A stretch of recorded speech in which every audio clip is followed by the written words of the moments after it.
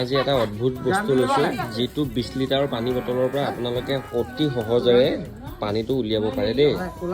মানে বটলৰ পৰা ঢালিবলৈ বহুত প্ৰব্লেম হৈ যায়। আপোনালোকে এইটো চাৰ্জ দিব পাৰে।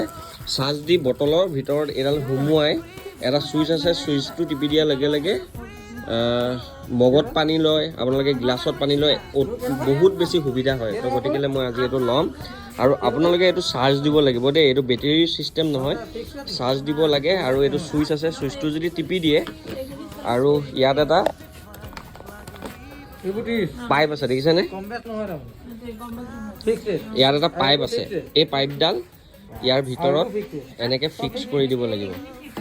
এনেকৈ ফিক্স কৰি দিলে, ফিক্স কৰি তলত পাইপডাল ভৰাই বটলটোৰ ভিতৰত ভৰাই পেলাই আপোনালোকে যদি এই চুইচটো টিপি দিয়ে খুব ধুনীয়াকৈ মগত পানীখিনি ওলায়। গতিকে এইটো লৈছোঁ, অকণমান সুবিধা হয়।